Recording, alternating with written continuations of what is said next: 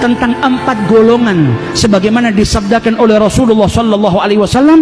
4 golongan ini tidak dimasukkan ke dalam surganya Allah, diharamkan dari surganya Allah, dan juga diharamkan daripada kenikmatan-kenikmatan yang ada di surganya Allah subhanahu wa ta'ala.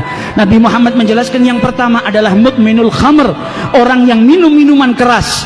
Kemudian dikatakan oleh Rasulullah wa akilur riba, orang yang makan riba, orang yang makan hartanya anak yatim. Dan yang terakhir al-aguli walidai, orang yang durhaka kepada kedua orang tuanya. Hati-hati bagi mereka yang masih punya kedua orang tua. Orang tuamu adalah pintumu menuju surganya Allah subhanahu wa ta'ala. Orang tuamu adalah sarana yang paling mudah yang Allah berikan kepada dirimu untuk engkau menuju surganya Allah subhanahu wa ta'ala. Orang tua yang disebut oleh Allah setelah penghambaan kepada Allah, wabil walidaini ihsana. Oleh karena itu Imam Hasan al-Basri ketika ibunya meninggal, beliau menangis luar biasa ketika ditanya, engkau ini imam, engkau ini ulama besar, ditinggal mati oleh ibumu, menangis seperti ini, seperti orang yang tidak berpendidikan.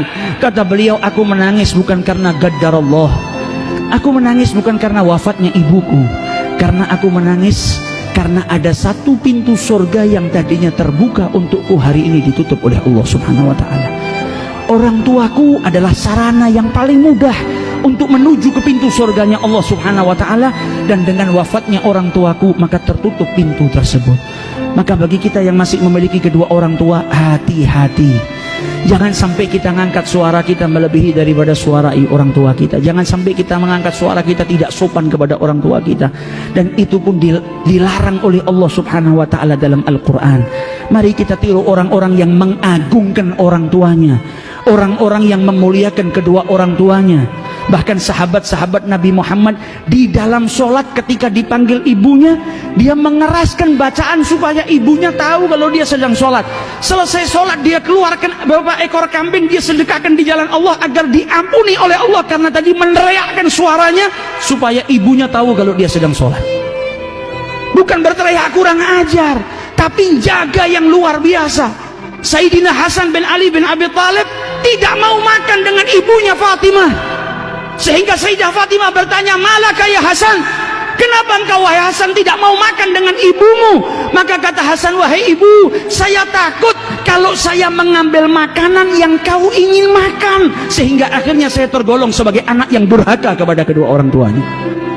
Makanan yang dilirik oleh ibunya, yang mungkin ibunya mau ambil, dia takut kalau makan bersama ia ambil makanan yang ingin diambil oleh ibunya. Mereka orang-orang yang hatinya hidup, mereka orang-orang yang berjuang untuk mendapatkan kemuliaan daripada Allah subhanahu wa ta'ala. Maka dari itu kesempatan bagi kita yang masih memiliki kedua orang tua, muliakan, cintai, berbaktilah kepada kedua orang tua agar kita mendapatkan surganya Allah subhanahu wa ta'ala. Kemudian dilanjut oleh beliau, dan orang yang lagi dilaknat oleh Allah subhanahu wa ta'ala dan tidak akan dimasukkan ke dalam surganya Allah subhanahu wa ta'ala adalah orang yang memutus tali silaturahmi. Berapa banyak akhir-akhir ini kita lihat, gara-gara perbedaan pendapat seseorang memutus tali persaudaraannya, seseorang memutus tali silaturahminya hanya karena permasalahan-permasalahan duniawiyah. Ketahuilah, orang-orang yang memutus tali silaturahmi, memutus persaudaraan, mereka dilaknat oleh Allah subhanahu wa ta'ala, wa iyadzubillah. Bahkan Nabi Muhammad diriwayatkan oleh Al-Asbahani, ketika Nabi duduk beserta para sahabatnya, Nabi berkata kepada orang-orang yang duduk bersama beliau, la yujalisuna al-yawm qati'ur rahim. Tidak boleh hari ini ada yang duduk beserta kita orang yang memutus tali silaturahmi. Maka berdiri salah seorang pemuda, dia kembali menjumpai bibinya karena punya masalah dengan bibinya. Dia minta maaf dengan bibinya, ia sambung tali silaturahminya, baru kembali ke majelisnya Rasulullah sallallahu alaihi wasallam.